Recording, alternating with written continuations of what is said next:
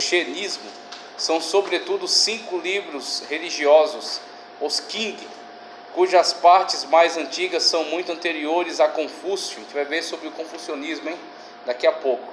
É uma outra linha também que não pode ser chamada de religião, semelhante ao budismo, principalmente o Theravada, é uma linha filosófica, tá ok? É uma linha mais, vamos dizer, ateia, mas ateia não no sentido tanto combativo em relação às outras religiões, a conceitos de Deus, mas em dispensar qualquer necessidade de Deus. Então eles se focam no indivíduo. Agora o chinismo ou cenismo não, é mais tradicional. Veja, é anterior a Confúcio, né?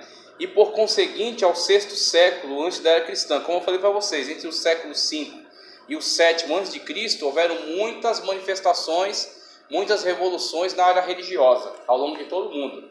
Okay? Então houveram muitas manifestações, principalmente nesse território indiano e chinês. Olha só, continuando ao 6º século antes da era cristã, mas que foram retocadas por Confúcio e seus sucessores. Então eles vão pegar essa tradição antiga da China e vão adaptar, extraindo dela alguns conceitos éticos e morais e, vamos dizer assim, rejeitando ou pelo menos não dando qualquer tipo de importância ao elemento mítico e ao elemento místico também. Tanto a questão das narrativas, né, acerca da formação, da criação de todas as coisas, dos deuses, quanto também aquele sentimento místico religioso relacionado a essas narrativas. Eles não vão se importar com isso, eles vão simplesmente extrair aquilo que pode ser aplicado na vida prática, no plano ético e moral. Então eles vão se preocupar mais com isso. O animismo primitivo, aí entra aquelas conceituações que eu passei para você lá no começo. Por isso que lá no começo eu me estendi um pouco mais, que eu queria que vocês estivessem bem esclarecidos aquelas fundamentações, para que quando eu fazer menção aqui, você já busca na mente aquilo que eu expliquei, animismo e totemismo, tá certo? Essas manifestações religiosas primitivas. O animismo primitivo dos chineses admite a existência de grande número de espíritos misturado à vida dos homens. No primeiro plano figuram os espíritos dos ancestrais. O culto dos ancestrais é a mais antiga religião chinesa. Acreditou-se durante muito tempo que os primeiros antepassados venerados foram os paternos.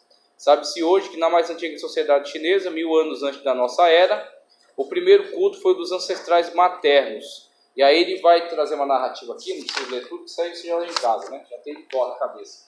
Então, a partir de estudos que fizeram, né, de resquícios dessas tradições, então pinturas, arte, os livros antigos, artefatos antigos, eles chegaram à conclusão de que houve, no primeiro momento, um culto aos ancestrais. Então você tinha tanto uma questão animista, e eu vou ler esse texto aí com vocês, que é um estudo que eu encontrei muito bom. Daqui a pouco eu vou dar o site dele, hein? Esse estudo aqui é um site que fala sobre cultura chinesa, e eu quero compartilhar com vocês. Veja, então você tem o animismo. Com o animismo, você dá vida, você atribui alma às coisas. Então você diz que o rio é um deus, você diz que as rochas, as montanhas são deuses, as florestas têm espíritos da floresta. Então esses espíritos estão ligados a esses elementos físicos e eles têm vida, né? É dado vida a eles através dessas crenças. Então você tem um animismo nessa religião primitiva e você, juntamente com esse animismo, você tem um culto aos ancestrais. Esses ancestrais, quando eles morrem e eles desencarnam, o espírito deles partindo para o mundo agora, o mundo espiritual, será que ele é um ser vivo também? Veja só, vocês só estão embarcando na ideia, né?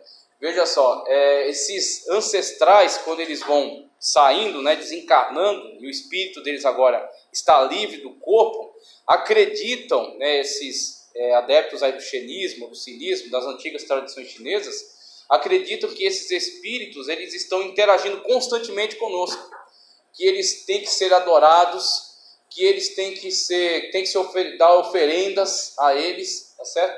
Pode ser, que eles estão constantemente em contato, tá ok, com os seres humanos. Então estabelece-se um culto que vai tanto olhar para a questão dessa deificação da natureza, quanto a questão da deificação dos antepassados. Então você tem essas categorias de deuses que povoam a mentalidade dessa religião primitiva da China. Então você tem, por exemplo, uma religião que é uma religião tradicional, muito antiga, que inclusive dispensa a necessidade de templos, dispensa a necessidade de sacerdócio oficial, dispensa essa liturgia. Por quê? Muitas das vezes ela está ligada a cultos tradicionais internos à família. A família venera os seus antepassados e clama a eles por uma colheita farta, clama a eles, né, por um relacionamento sólido, para que a mulher seja fértil e dê principalmente homens, menos mulheres, mais homens. Então, esse tipo de culto, né, esse tipo de religiosidade, muitas das vezes ela ficava centrada no seio familiar.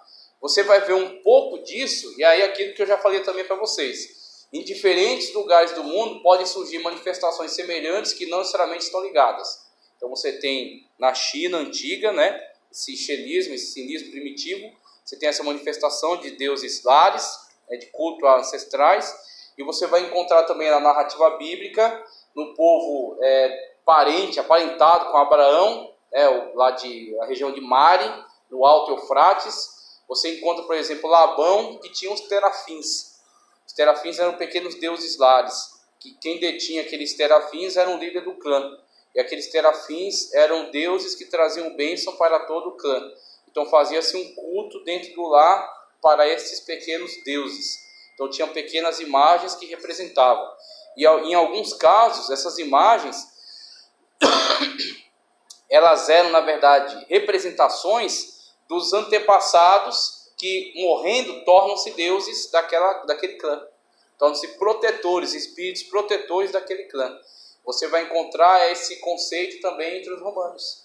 Quando você tem, por exemplo, até a palavra lar, ela tem origem numa tradição antiga, onde você tem um fogo, você tem um aposento interno na casa, que só os integrantes daquela família podiam frequentar, e lá você tem um fogo que é constantemente mantido aceso, e aquele fogo ele é uma oferenda às pequenas imagens também que ficam naquele altar, diante daquele fogo, e que são os deuses lares, representação dos antepassados daquela família que faleceram, e que falecendo e o espírito agora estando livre do corpo, tornam-se espíritos protetores daquela família. Então você tem essa típica manifestação surgindo em diferentes sociedades que muitas das vezes não estiveram ligadas por muito tempo, não tinham conexão entre si, ok? Mas manifestaram esse tipo de culto, esse tipo de cultura, de tradição, ok? Então você tem essas manifestações aí que estão presentes nessas sociedades e que também foram visualizadas nas narrativas bíblicas. Narrativas bíblicas, elas abordam também essas práticas, essas questões. O que eu acho mais interessante, e a gente tem que olhar para os personagens bíblicos e procurar observar a complexidade da ação deles, e quando eles são chamados por Deus, a modificação no caráter, a modificação no histórico, a modificação no comportamento. Jacó veio, de Padã Arã, trouxe lá Raquel, Lia e as duas concubinas e os filhos. Raquel pegou os terafins do seu pai e escondeu, para que ela tinha a intenção de fazer de Jacó o líder do seu clã, beneficiar o seu marido. Jacó, antes de entrar na Canaã, na terra do seu pai, na terra do Deus do seu pai, ele chama sua família e conclama a eles, exige deles que se livrem de tudo aquilo que está ligado ao culto em Padã Arã. Então os terafins, ou quaisquer outras imagens, ou joias, ou pingentes, ou representações, tudo é enterrado ali, e dali para frente eles entram para dentro da terra que Deus prometeu aos seus pais. E é interessante que é esse o chamado que Deus fez a Abraão, o mesmo chamado se repetir com Isaac, e também é confirmado em Jacó. Então nós temos esta religião que vem desse tronco, que é chamado fator Abraão, lá naquele livro que eu li para vocês no começo, fator Melquisedeque. No fator Abraão você tem essa separação de todas essas tradições que surgiram aqui, surgiram ali e manifestaram características semelhantes entre si. Do jeito que você vê na China antiga esse primitivismo, esse animismo, essa adoração das coisas, você encontra também na Bíblia Sagrada menção a animismo. Quando você tem personagens que adoram árvores, né? Próximo de árvores.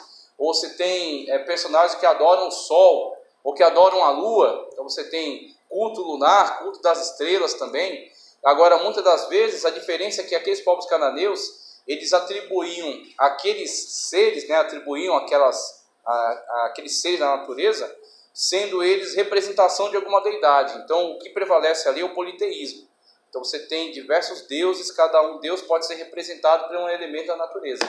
Então, você tem a Zerá, era representada por um tronco de árvore, a pessoa cortava os galhos, cortava a polpa da árvore, e aí ficava aquele tronco representava a Zerá. Então, ali ele ia se prostrar, ia realizar rituais, tá? Ia sacrificar animais, ia sacrificar até seres humanos, de repente, ia fazer cultos promíscuos, como relação sexual entre seres humanos, ou relação sexual com animais, em adoração àquele Deus que estava sendo representado por aquele tronco. Então, é assim, passa pelo animismo, só que vai até uma adoração politeísta, e não somente isso, uma adoração pagã e um culto devasso. Então você tem essas diversas manifestações que surgiram em diversos locais do mundo, que são sintoma tanto da necessidade do homem por Deus. O homem está buscando por Deus, o homem quer chegar até Deus, o homem quer restabelecer sua comunhão com Deus, mas ele não sabe como o fazer. E aí, nesta confusão, nesta necessidade, mas também nesta confusão, onde entra elementos pecaminosos da sua própria carne, que faz com que ele associe suas concupiscências, seus desejos carnais a seu ritual, sua ritualística. Seu ritual fica prejudicado por causa da sua carnalidade. E também temos influência satânica, que vai trazer distorções sobre os conceitos religiosos, fazendo com que o homem adore não o Deus verdadeiro, mas adore a si mesmo. Não adore o Deus verdadeiro, mas adore a natureza. Não ao Deus verdadeiro, mas os animais, ou espíritos, né, demoníacos, que na verdade se metamorfosearam nestes deuses, ok? Então você tem todos esses desvios que produziu essas falsas religiões. Então, a partir desse contexto que você vê a maravilha, né, o milagre, o extraordinário da ação de Deus em separar um povo de todos esses conceitos e fazer com que esse povo tenha conhecimento da sua verdade e incumbir este povo de proclamar a verdade, né? E aí a responsabilidade que eles tinham de ser referência. Então, olha, dando continuidade aqui, veja, ele vai daqui a pouquinho já passar para o confucionismo, mas eu quero passar mais algumas coisas. Conforme está em tela ali, ó. Religiões chinesas. Uma característica das religiões chinesas é que elas misturam crenças e filosofia de vida. Então tem essa fusão. Então tem as crenças primitivas, mas eles aproveitam muito disso para poder construir um conceito sobre filosofia de vida. Ainda hoje isso consiste num debate problemático, pois antes do século XX não havia um conceito de religião entre os chineses. Para eles, religião e filosofia de vida não eram algo desassociados, mas parte de um todo. Sendo assim, um chinês poderia ser budista, mas também viver segundo os costumes confucionistas e até mesmo acreditar no Tao. Esse Tao a gente vai ver especificamente taoísmo. Esse Tao, ele é a origem de tudo, inclusive ele é algo que os taoístas não se preocupam em trazer uma definição. Eles dizem, olha, não existe uma definição suficiente sobre o Tao, tá ok? Ele é um conceito que está além da nossa capacidade de definição. Ele é a origem de todas as coisas e ele também é o destino final de todas as coisas. Tudo veio do Tao e tudo retorna ao Tao. E aí tem algumas simbologias que representam assim o caminho, né? A via por meio do qual você alcança o Tao. Você tem o Yin e Yang, por exemplo. O Yin e Yang é um símbolo muito difundido no Oriente, ele não tem um significado só. Então ele pode significar macho e fêmea, ele significa força positiva e força negativa, ele representa pureza e contaminação. Então ele tem essas representações, mas o principal, a ideia central, que vai permear todas as interpretações, mesmo diferentes interpretações, uma ideia que acompanha todas elas, é o equilíbrio. Porque você vê os dois, tanto o preto quanto o branco, têm tamanhos iguais, tá certo?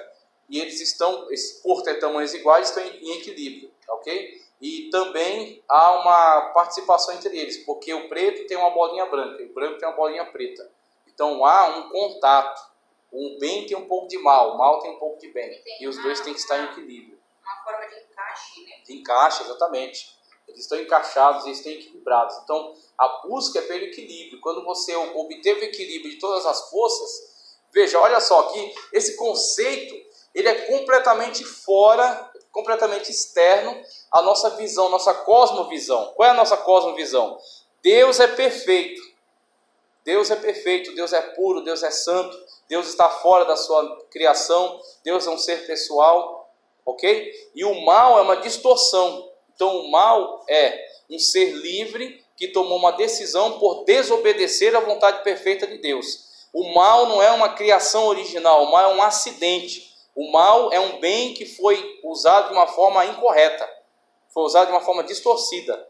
Aí ele tornou-se um mal, tornou-se algo que está defeituoso, está destituído da sua natureza original.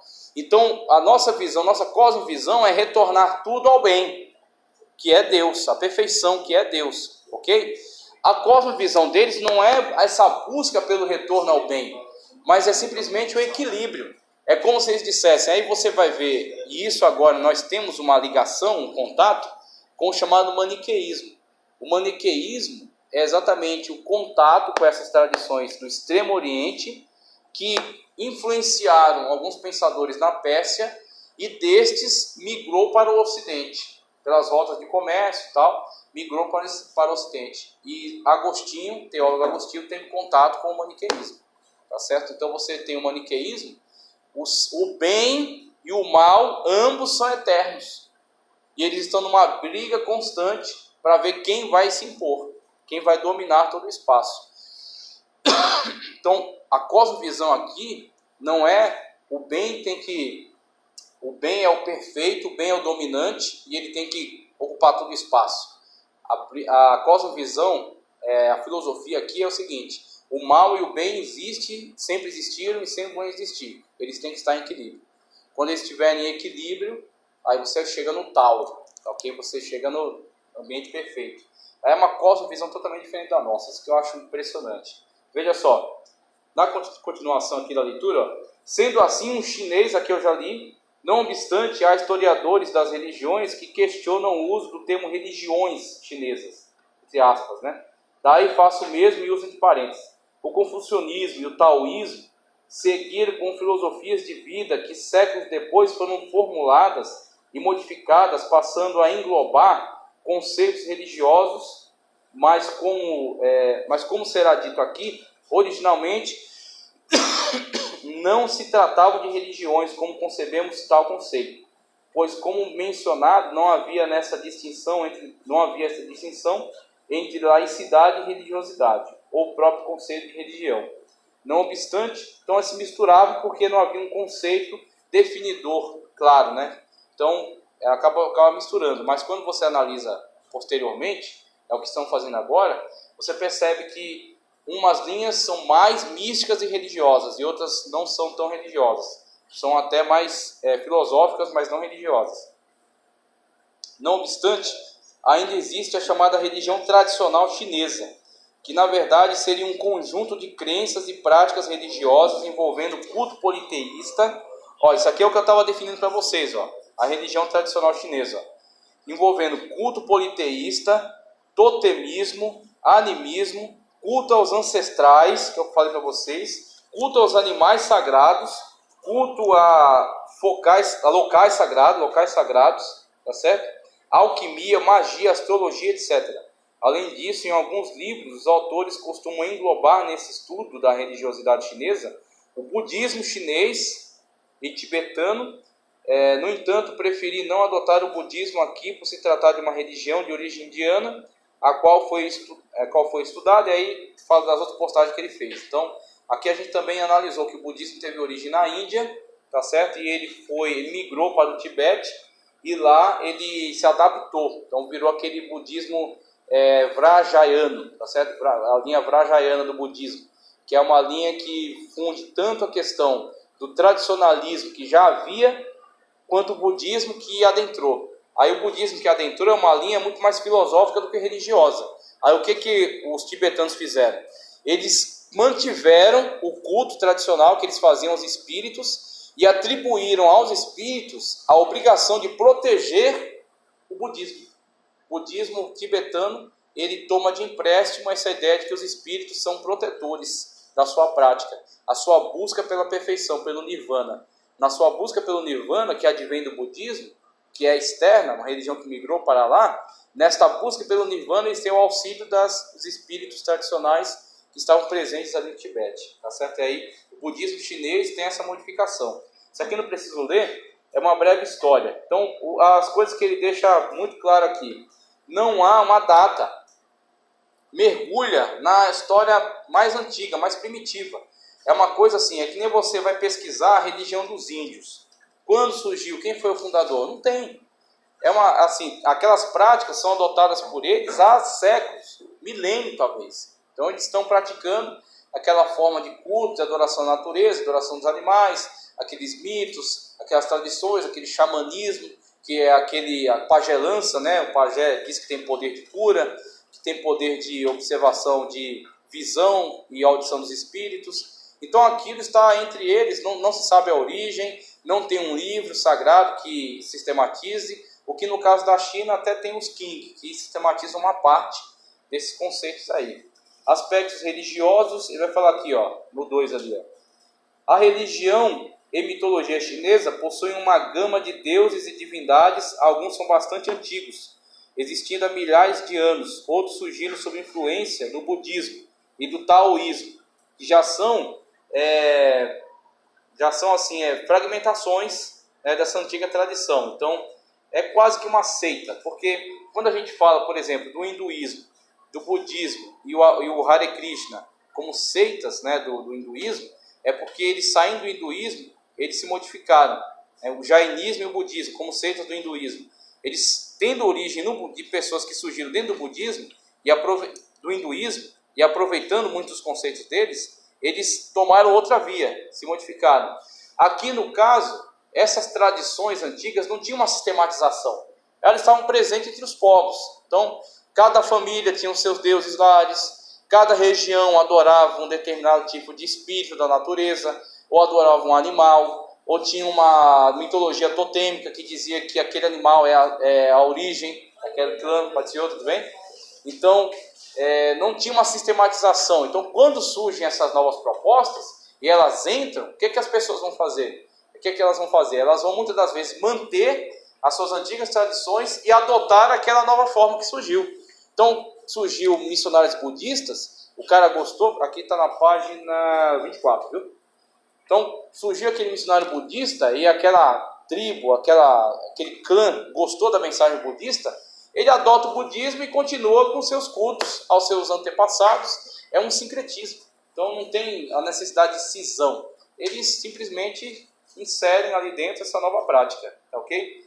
Aí eu já entro aqui pelo confucionismo. Deixa eu só ler o último parágrafo com vocês sobre cinismo, página 24. Veja só.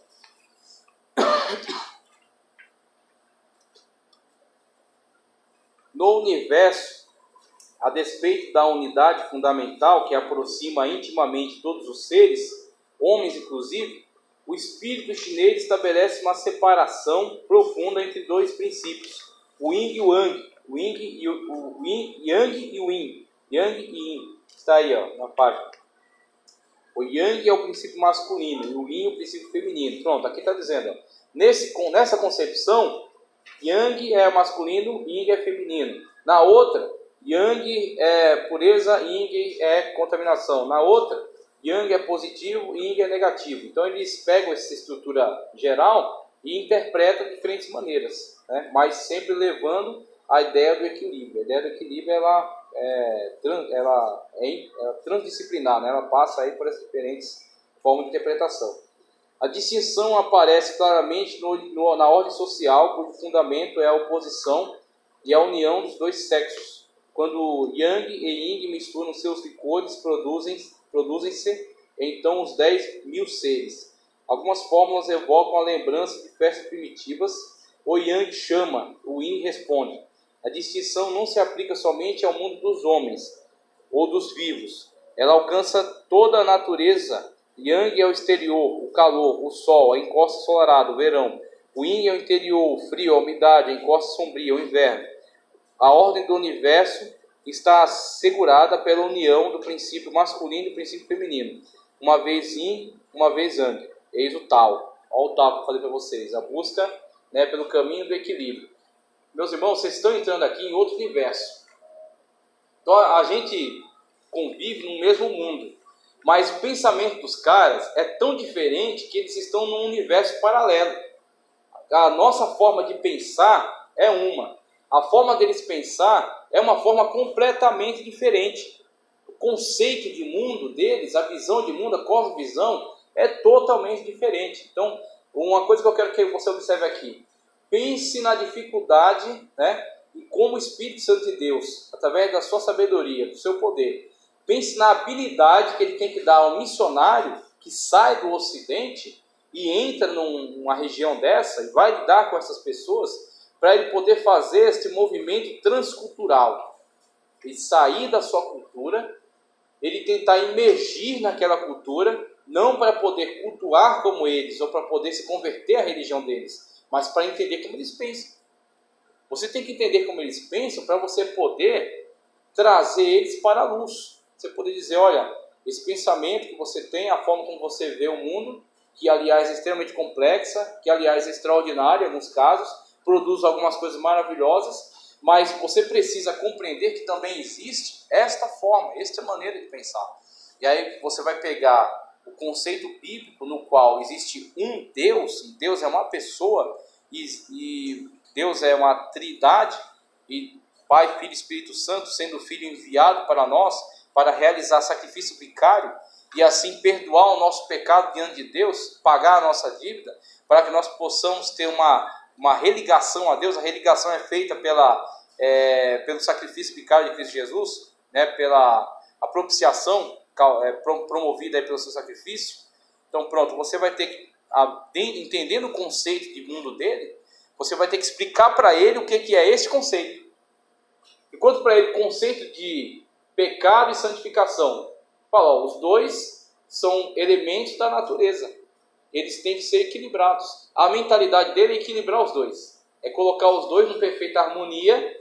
Então você não é nem tanto pecador, nem tanto santo. Você toma um caminho do meio. Quando você obtém o equilíbrio das forças negativas e positivas, você está no tal. E estando no tal, você vai caminhar até chegar à perfeição. Se você for budista, você diz que vai chegar no nirvana. E aí vai. Através dessas formas de pensar, quando você for fazer essa transmissão, você tem que primeiro entender a forma que ele pensa, para você poder trazer ele para a sua maneira de pensar, trazer ele para a sua cosmovisão. Então, pense na dificuldade. Só Deus pode dar a inspiração e dar inteligência para a pessoa atravessar essa barreira. Uma coisa que assusta algumas pessoas e que tem que ser compreendido da missão é que não é que você chega a praticar o culto deles, mas você adota todo o externo. Então você adota a modo de vestir deles, você adota, você se alimenta daquilo que eles se alimentam, você adota alguns costumes deles. Então você tem que entrar no mundo dele. Não é ele que tem que vir para o seu mundo, é você que tem que entrar no mundo dele. A missão transcultural. Exatamente. Para você estabelecer uma ponte, para você se aproximar. Então você não vai praticar o culto deles, mas você vai estudar o culto deles. Aí você vai ter que frequentar, muitas vezes, um lugar. Você vai ter que ouvir um mestre deles, para você poder entender que eles estão... Os jesuítas fizeram esse trabalho, por exemplo. Os jesuítas foram até bem-sucedidos. Eles estudaram bastante essas religiões. Esse povinho é um povão, né? Eles são fiéis. São fiéis. Chegar outra religião lá, eles vão querer. Exatamente. E até por essa forma, essa maneira deles de encarar os conceitos religiosos, você viu, ó, aqui o estudo que eu peguei, ele até falou, olha, em alguns momentos, eles sequer têm algum tipo de atrito em relação à entrada de uma nova religião, porque eles são sincretistas. Então o que eles fazem? Se eles ouvirem você e concordarem com a sua colocação, a sua maneira de expor a sua fé, eles entenderem que está correto, está certo, eles adotam a sua fé e continuam as práticas que eles já tinham. Então isso é um conflito para nós, porque nós entendemos que existe uma verdade, a verdade é absoluta, e a verdade é uma. Então a verdade para nós, que é Cristo, ela não pode ser absorvida em outros conceitos de vida. Ou você segue a Cristo como teu único e suficiente Salvador, ou você não está salvo. Se você não tiver Cristo como seu único e suficiente Salvador, você está ainda em cima do muro, você está ainda à margem do caminho, você está ainda confuso em relação à sua salvação. Então, o cristianismo, a dificuldade é que ele exige mais, ele tem assim uma exclusividade, um exclusivismo. Então, esse tipo de conceito entra em choque com essa visão de mundo deles, porque eles não veem qualquer problema em misturar. Eles misturam os conceitos religiosos, inclusive eles são o grande mecanismo da nova era. A nova era, ela entrou forte no Ocidente porque ela tem essa fonte aí. Ou e seja, essa fonte aí... Ou seja, não é tão difícil entrar, mas é difícil se tornar único. Exatamente. Então você entra, mas para você conseguir lapidar e conseguir um cristão, né, autêntico, verdadeiro, que tem consciência da sua fé e de que Jesus é o único suficiente Salvador e que existe só um Deus, é uma demora, é um trabalho longo para você obter. Agora também, quando você tem algumas narrativas da Kairos, das agências missionárias que já tiveram resultado lá, você tem cristãos que são assim, de uma valentia, de uma dedicação, de uma coragem, de um desprendimento extraordinário. A missão, quando obtém os primeiros resultados nessas terras, é algo que impressiona a gente. A maneira como eles entregam tudo para o Evangelho. É uma coisa assim, extraordinária. Veja só, confucionismo. Aliás, eu quero passar algumas coisas daqui, ó. Não, tá certo. Deixa eu ver aqui. Eu tinha pego algumas coisas da tradição. É isso aqui, ó. Esse conteúdo aqui, ó, que eu peguei ainda da tradição chinesa. É que eu misturei aqui os slides. Mas dentro dessa tradição chinesa, você ainda tem esse conceito aqui, o conceito dos cinco imperadores. Esses 5 imperadores são reis que ao morrer se tornaram espíritos protetores. Eles são lendários. Então eles são venerados, eles são adorados como deuses, se tornam espíritos protetores.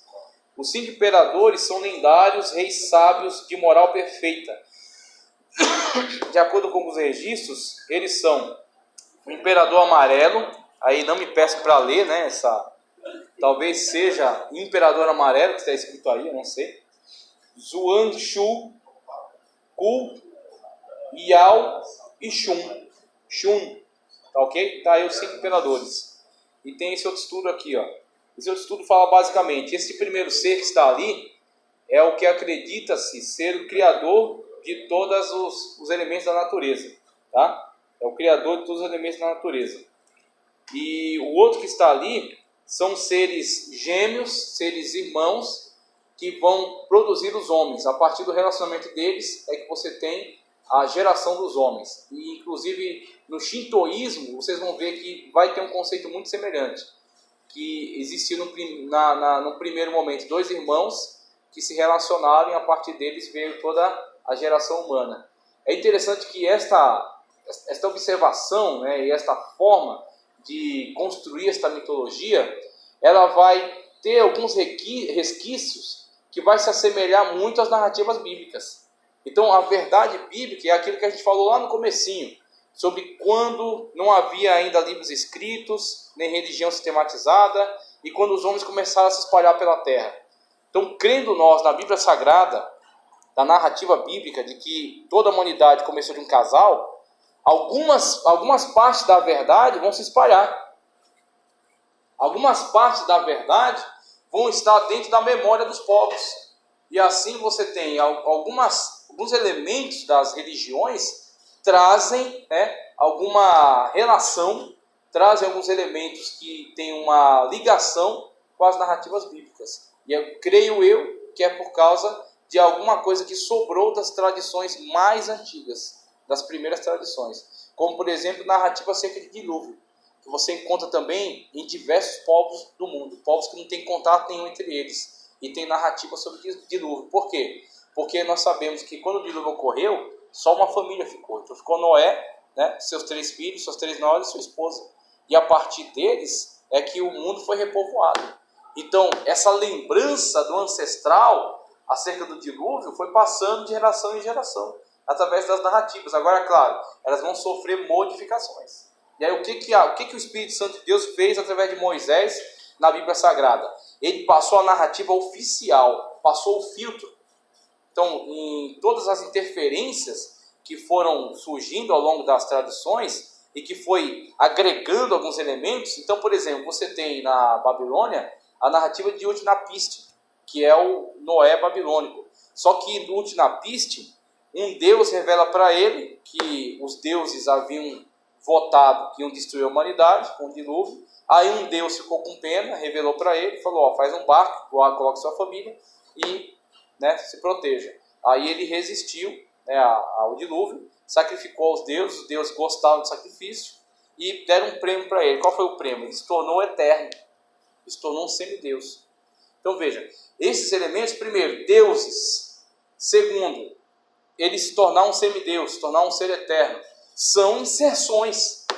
São inserções na narrativa original, que está ligada aos fatos que ocorreram na história.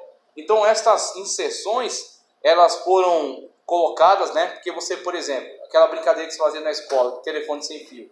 Um fala para o outro, que fala para o outro, que fala para o outro, que fala para o outro. Quando chega lá no final, aquela primeira história já está totalmente modificada. Porque um vai acrescentando, um vai tirando, vai acrescentando, vai tirando. Aí chega, né? Para falar sobre fofoca, exatamente. Quando chega lá no último, a história já está toda modificada. Assim aconteceu com as tradições. O que é que o Espírito Santo fez com Moisés? Estes são os fatos. Foi assim que aconteceu. Noé, seus filhos, suas noras, sua esposa. Tais animais saíram da arca, repovoaram as nações. Tá ok? E aí você vai estudar as nações, você encontra alguns resquícios. Aí você tem aqui, ó, acerca desse primeiro casal. Você tem também, aí vai falar sobre Confúcio, que eu vou entrar com vocês no estudo sobre ele. E fala desses 4 animais. Os 4 animais que estão aí em cima. Olha só. Deixa eu ver se eu acho aqui, onde fala sobre eles. Para os chineses, os espíritos, ou Shen, se manifestavam de várias formas e sobre várias aparências, espíritos de pessoas, animais, plantas e elementos da natureza, como a água, fogo, ar, terra, pedras, madeira, metal, luz, escuridão, tá certo? Estrelas, etc. Espíritos que podem ser bons ou ruins, os quais surgem como demônios. No entanto, para os chineses, o respeito e reverência aos ancestrais é algo marcante da sua sociedade. Logo, prestar oferenda, sacrifícios e orações consistia numa forma de honrar a memória dos familiares, mas também de pedir a eles zelo pelos seres vivos. E aí fala sobre essa tradição e fala sobre esses 4 animais que são animais sagrados, que são venerados. Então você tem culto aos ancestrais, você tem animismo e você tem totemismo também presentes nas religiões tradicionais chinesas, tá ok? Ali o símbolo, né?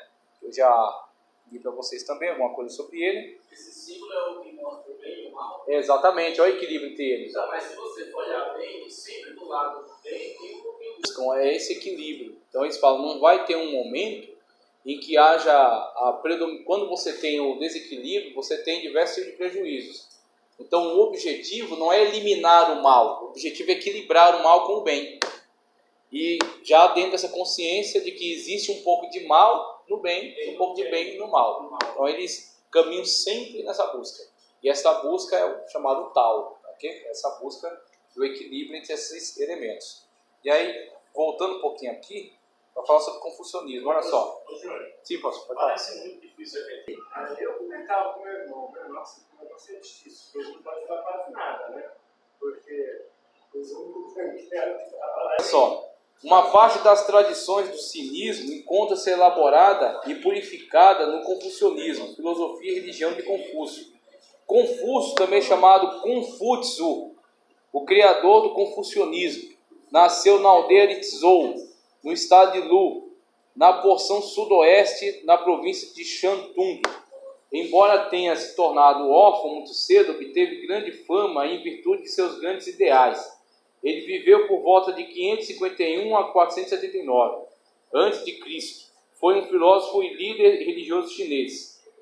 Líder religioso já é meio complicado, porque, na verdade, é um filósofo, é um grande filósofo. tornou-se o primeiro mestre profissional da história chinesa.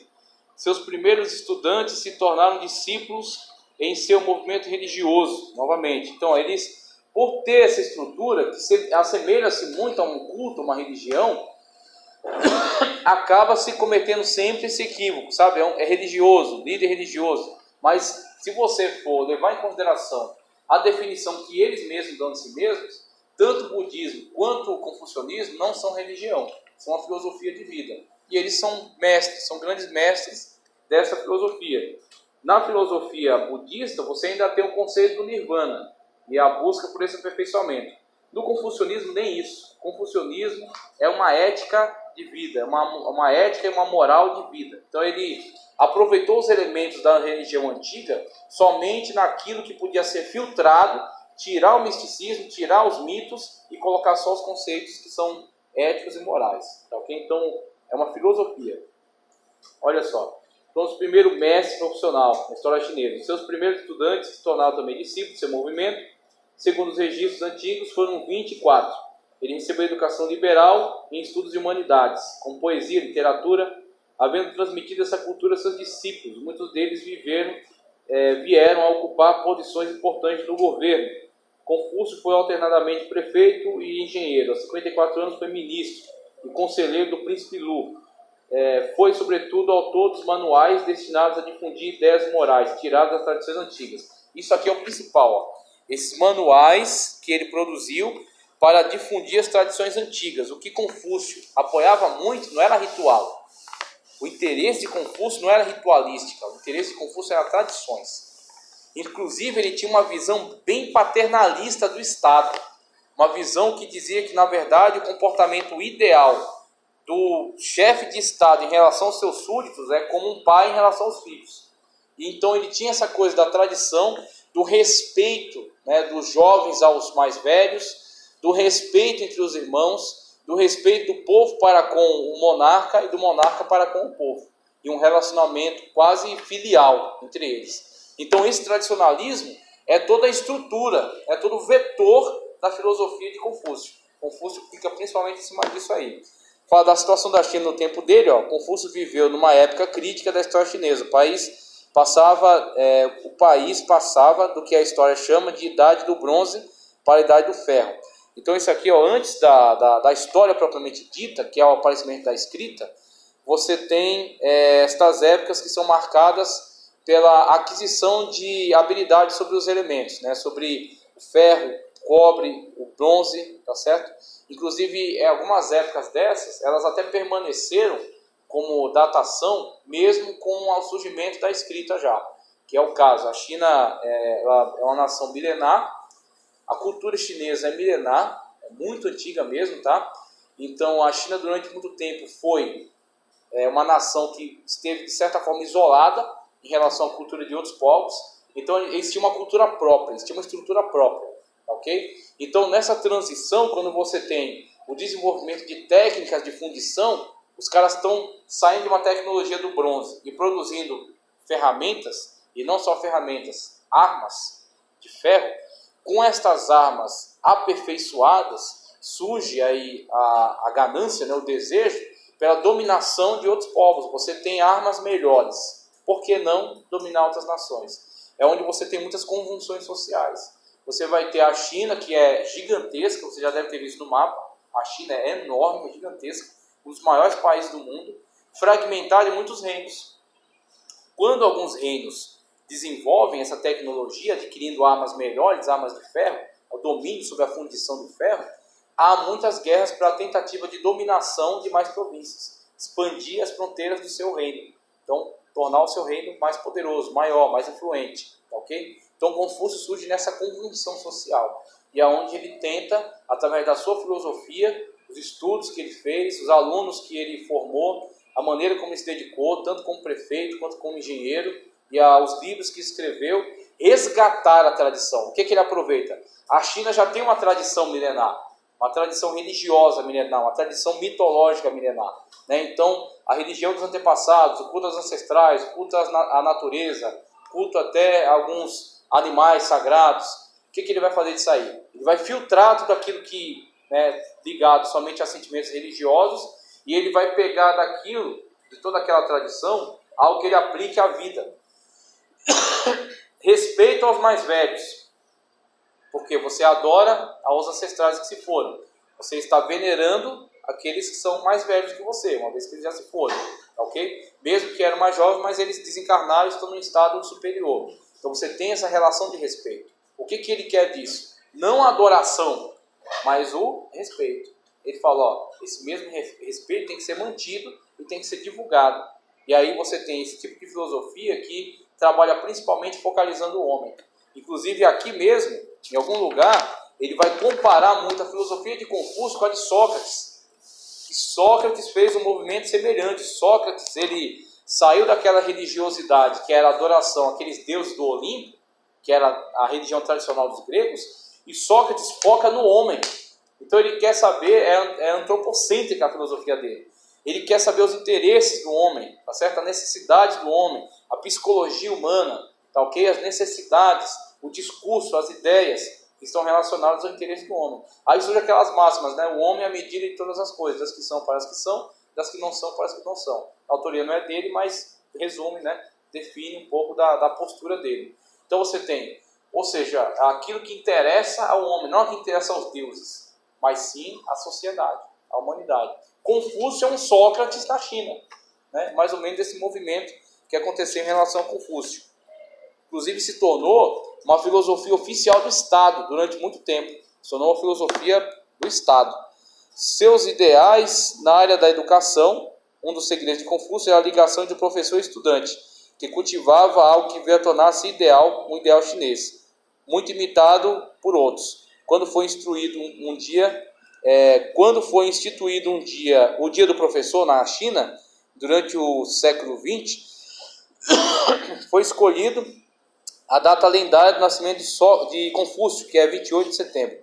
A ética de Confúcio, a política, tudo isso aqui, na verdade, já foi explicado. As virtudes cardeais, que é interessante aqui, ó, essa questão da ética e da política é aquilo que eu falei para vocês. Ele analisa, né, analisa a cultura tradicional, né, entre o povo, filtra aquilo que é aspecto religioso e pega aquilo que é de ética e moral para aplicar, né, nos seus estudos, aos seus alunos e ao Estado também.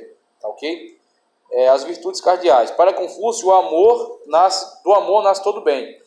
Do amor fluem a retidão, o respeito, a sinceridade, a lealdade, a liberdade, a verdade, a diligência e a generosidade, que são virtudes cardeais.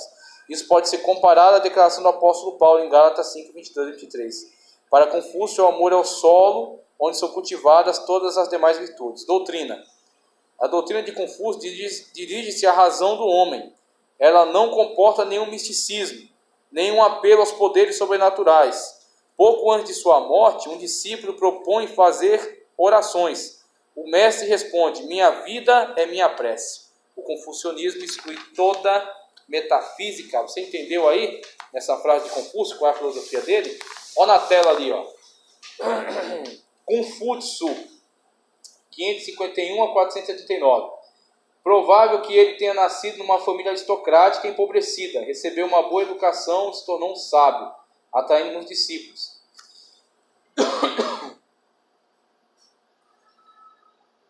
Algumas das suas interpretações da filosofia atingem a das tradições em especial, quando ele tocava em assuntos relacionados à ética, a filosofia social foram inovadores.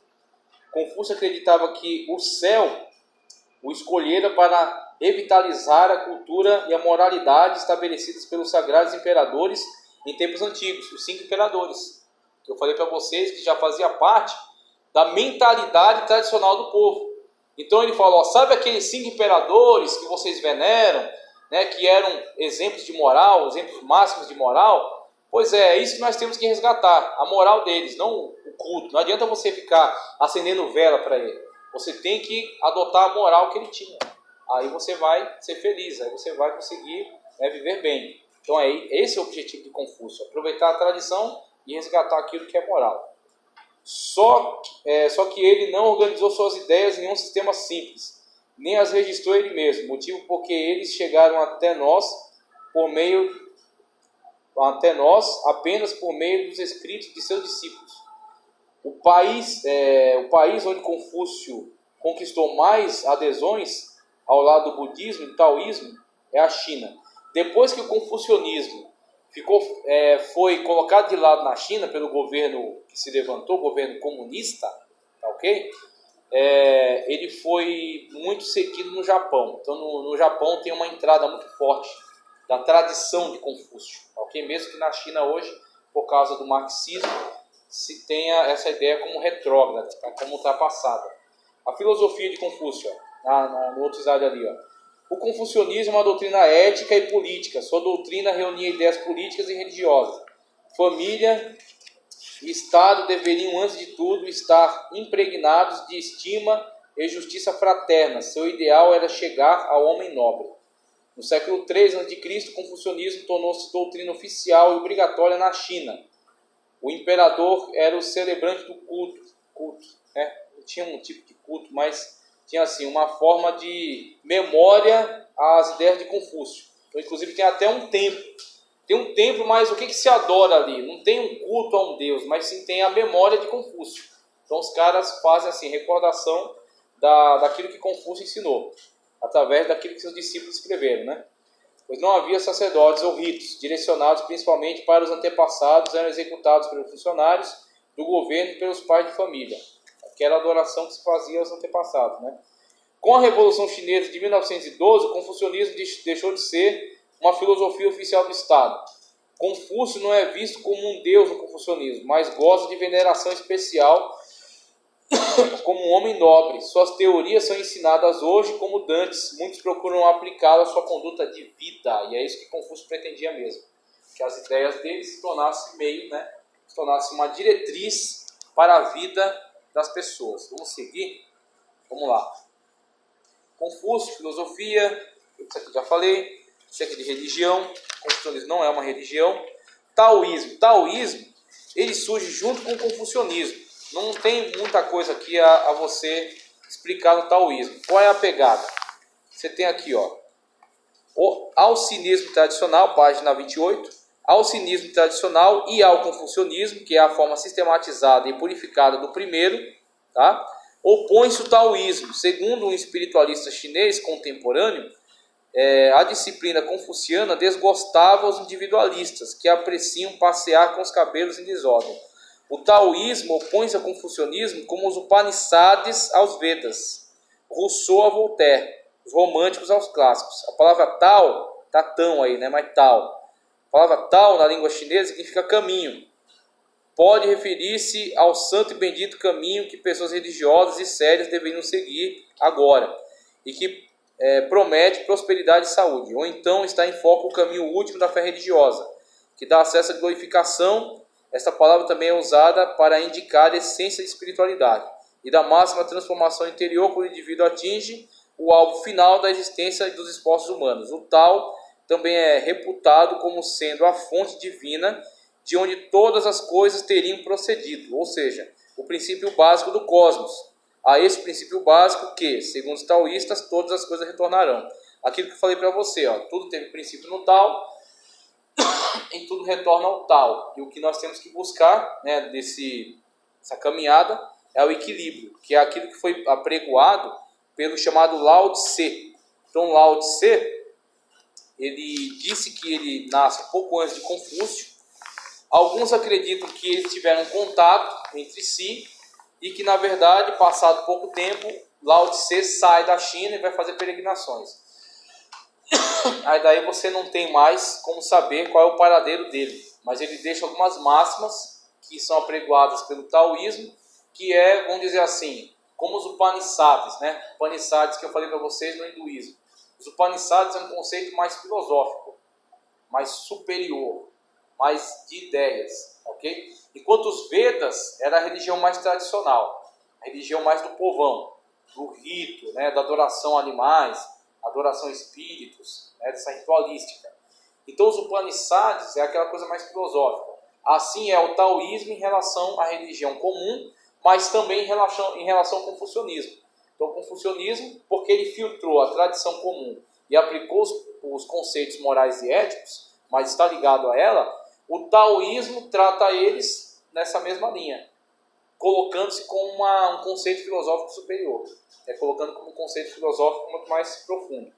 Atribui-se a criação do taoísmo a Lao Tse, suposto autor do Tao Te Ching, o livro da razão suprema. Olha só, hein? A intitulação do livro, livro da razão suprema, compilado provavelmente por volta do ano 300 a.C. Essa é a principal fonte do taoísmo. Tao Te é um pequeno tratado de cerca de 5.000 palavras, concebido como um guia para os governantes, que oscila entre os extremos da introspecção meditativa e da aplicação política de seus princípios. Para interpretar o seu texto foram escritos numerosos comentários. Então a questão aí é colocar-se com uma religião mais filosófica, ok? E uma religião mais filosófica no sentido de ser mais meditativa, introspectiva, de ser mais profunda. Pelo menos alega ser mais profunda, ok? Enquanto o confucionismo filtrava a religiosidade para pegar a ética moral, essa aqui diz, é uma religiosidade, só que uma religiosidade mais superior, tá certo? Uma religiosidade mais meditativa e filosófica. O livro sagrado eu já li para vocês aqui no estudo. Doutrina. O ensino místico, 29. O ensino místico da fé taoísta era que o caminho da vida transcende a razão e não pode ser expresso por meio de palavras humanas. Contudo, embora nunca vocalizado, não é um ensino inoperante e insensível. O homem que caminha pela vereda mística sabe o que está acontecendo em seu ser e tem consciência da transformação que ocorre quando ele sonda o poder divino, embora talvez não encontre meio de expressar sua experiência. Então a questão deles é mais nesse lado, né? Eles dizem, olha, é muito profundo o que estamos estudando, mas é de difícil expressão. Tem como a gente definir esse negócio em palavras. O indivíduo venceria através do quietismo, deixando as coisas continuarem, mantendo-se na tranquilidade. Você está percebendo aqui, ó, que aqui você tem um elemento um tanto fatalista. Você não está interessado em mudar as coisas. Você não está interessado em revolucionar as coisas. Você está interessado em buscar o equilíbrio entre as coisas. É um pouco da pegada budista, no sentido de que, mesmo que você esteja passando por linhas de vida de sofrimento, o que foi bem aceito, né, pela a população dos intocáveis, né, dos Dalits, o budismo dizia, tudo bem, você está sofrendo, a vida está ruim, está muito complicado, mas não se preocupe. Isso aí é um meio através do qual você vai pagar o seu karma, né, vai purgar o seu karma, e vai num processo através do qual, num momento, você vai se libertar do samsara. Né? Você vai sair dessa roda de repetições, de renascimentos e de necessidades. E aqui o taoísmo, numa pegada um tanto semelhante nisso aí, o budismo nesse lado mais, né, de se livrar do karma. E o taoísmo é o seguinte, não, as coisas são assim e elas têm que ser equilibradas. Então você não vai embarcar numa luta contra o mal. Não, tem que eliminar o mal, tem que destruir, tem que resistir, tem que se santificar, tem que se purificar o mal. Não, as coisas existem, elas são assim, simplesmente você tem que buscar tranquilidade no meio delas, né? A quietude, tem que ser introspectivo, meditativo, e assim você vai alcançar o Tao. Então, a pegada do taoísmo é mais essa aí, tá ok? Mais desse lado. Pessoal, eu quero passar para vocês rapidinho o shintoísmo, porque shintoísmo não tem complicação, porque já está dentro daqueles conceitos que a gente já estudou, tá? Shintoísmo. Shintoísmo é uma religião, principalmente encontrada entre os autóctones do Japão, então o povo típico, né, original das ilhas japonesas, ok? E ele tem essa ligação muito estreita com animismo. Então ele está dentro dessas linhas religiosas desses povos tribais. Tá? Muito dessas linhas religiosas dos povos tribais. Shintoísmo, vamos lá. Deus lendário, deixa eu ver o que eu quero ler do shintoísmo aqui com vocês. Ó. A ética, comecinho, vai lá, shintoísmo, página 30. O shintoísmo iniciou no Japão no mesmo sistema do sinismo na China. Tradicionais, não tem uma origem, não tem um fundador, milenar. Uma forma original do animismo, em determinados meios encontra-se traços de um totemismo anterior. Tem um povo, inclusive, o povo Ainu. O povo Ainu são os povos índios do Japão. povo indígena do Japão. Então, com o povo Ainu aconteceu algo semelhante com o que aconteceu também aqui. O povo que era típico das ilhas japonesas, né, o povo Ainu, quando entraram alguns elementos vindos ou da Península da Coreia ou da China, né, da Manchúria, invadiram o Japão, eles levaram a cultura deles, que já era mais avançada, era mais tecnológica, né, inclusive levaram a escrita para lá, e eles expulsaram esse povo local. Esse povo local foi expulso para a Ilha do Norte. Eles estão principalmente na Ilha do Norte, esqueci o nome da ilha, mas a ilha fica mais ao norte do Japão. O Japão são pelo menos 3 ilhas, tá? São 2 maiores e uma menor. Mas, claro, tem mais, tem ilhas menores, tá? Mas principalmente essas 3. E eles foram comprimidos na Ilha do Norte, povo Ainu. Nesse povo Ainu você tem um totemismo. No totemismo deles, eles acreditam que eles são descendentes de um urso que se relacionou com uma mulher. Então, por esse urso se relacionando com essa mulher, vem os primeiros descendentes dos Ainus, ok? Inclusive, uma característica física deles, eles são muito cabeludos. Eles são muito barbudos e muito cabeludos. E talvez essa ideia já seja relacionada a essa questão dessa origem totêmica, de um animal que se relaciona com o ser humano e deu origem a estas tribos. Pode falar. E eles são negros também, tem a pele mais escura. Mais escura, mais escura. Eu acho que não chega a ser negro mesmo, mas é mais escura. Mas tem, quando tem, são discriminados. Eles tem um certo problema lá de relacionamento entre eles. Exatamente. Mas tem. É verdade. Então são mais escuros mesmo. Inclusive eles, vietnamitas, cambojanos. Eles parecem índios mesmo, eles têm um corpo cheio de colombianos. A antropologia, o que você falou foi ótimo. Inclusive os andinos, né, os da Bolívia. A antropologia, ela acredita existe uma tese muito forte de que os povos da América tenham vindo deles. Que eles emigraram pelas ilhas, foram de ilha em ilha até alcançar a América e aí começaram a colonização. Sim.